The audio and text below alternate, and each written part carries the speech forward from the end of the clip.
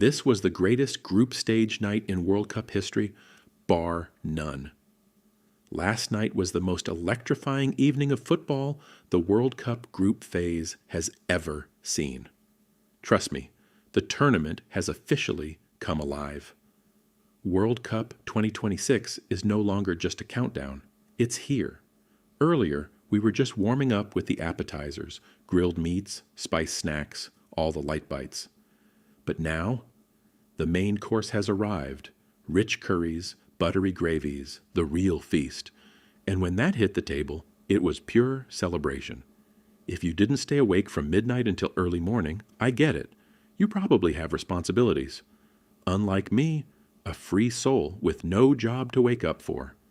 But if you missed it, here's the honest truth. You didn't actually miss much. You missed about as much as a striker misses an open goal in a final. Frustrating, but not the end of the world, because last night was chaos, in the best way possible.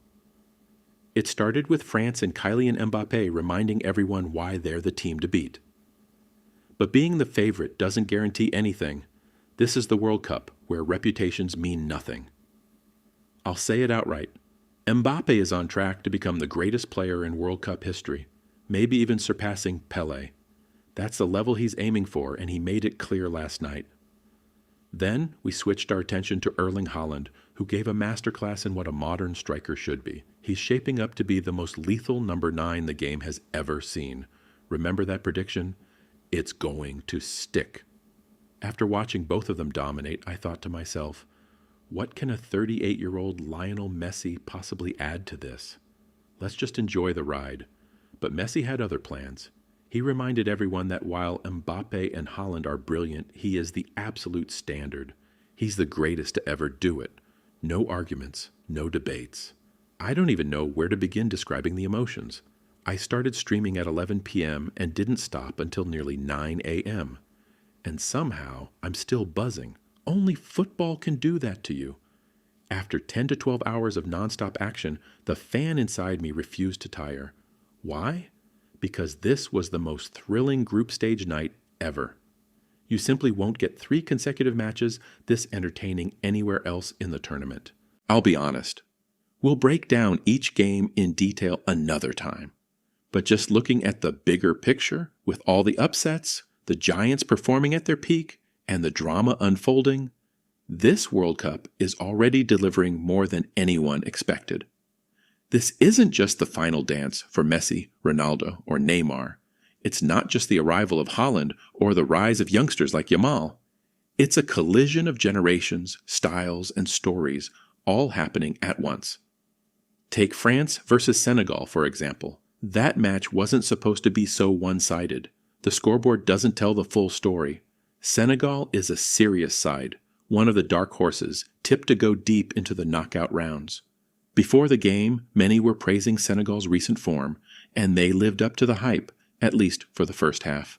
They neutralized every French attack, held a compact defensive shape, choked the midfield, and made life difficult for France's playmakers. Their structure was impeccable. France couldn't connect passes, Mbappé's touches were off, and Dembélé looked like he was playing for his former club, disjointed and out of sync. It genuinely felt like Senegal was about to pull off the shock of the tournament. But then came the second half, and Senegal made a fatal mistake. They grew overconfident. After controlling the first half, they believed the game was theirs, so they opened up, pushed forward, and abandoned their defensive discipline. That's when France struck. The midfield gaps appeared, Olise drifted into space, and suddenly everything clicked. And let me tell you, Olise was the best player on that pitch. His vision and creativity have been unreal all season. If France goes all the way, he's a serious Ballon d'Or contender. And Mbappé? He silenced every doubt. His finishing was lethal, his movement was sharp, and even after a quiet first half, he took over when it mattered most. He's chasing greatness, and he's getting closer with every game. That France team is terrifying, not just in attack, but defensively too. Tackles flying in, the goalkeeper commanding his box, and a system that absorbs pressure and strikes with ruthless efficiency. They're built to win. Then came Norway versus Iraq, and Erling Haaland stole the show. His goal-scoring record for Norway is something football has never seen before. Not in terms of volume, but consistency. He scores in almost every international game he plays. His strike rate is unmatched in the history of the sport. And it's not just the goals, it's the way he plays. Relentless pressing, physical dominance, and a second goal where he literally stole the ball from the goalkeeper and finished with ease. That's a statement. Watching Haaland charge at defenders is like seeing a truck hurtling toward you at full speed. That's the kind of fear he instills in opposition backlines. He does it over and over, and there's no answer. What makes Norway dangerous isn't just Haaland, it's the system built around him. Wide players cut inside, midfielders push forward, and everyone works to feed him the ball.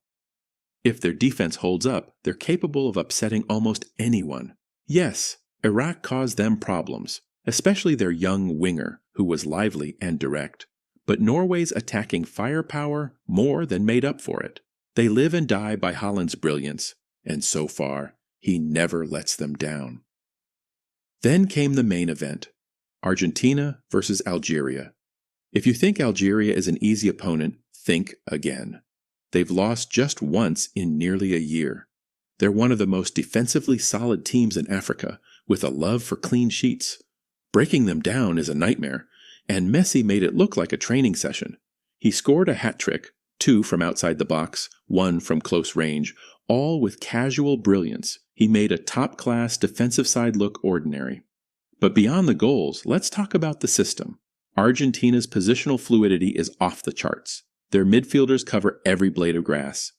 They run tirelessly, closing down spaces and creating overloads.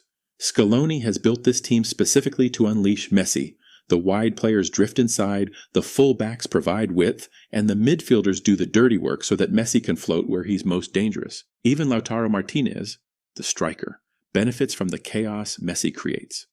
He gets chance after chance because defenders are terrified of Messi's movement. And here's the scary part. This version of Messi has no burden. In previous tournaments, he carried the weight of a nation on his shoulders. Now, he's free. He's playing with joy, taking risks, shooting from distance, and even tracking back to defend. That's the most dangerous version of Messi ever. And what about the young stars? Mbappe, Haaland, Yamal. They're all incredible. But Messi is still the benchmark. He's doing things at 38 that others can't do in their prime. This was the greatest night of World Cup football I've ever witnessed. I stayed up for all of it, caffeine-fueled, exhausted, but completely satisfied. And I'd do it again in a heartbeat. If you missed it, I'm truly sorry. No highlight reel, no post-match analysis can do justice to those 12 hours of pure drama, passion, and genius. Thank you for watching. If you enjoyed this, drop a like, subscribe, and I'll see you in the next one. Until then, stay safe, take care, and peace out.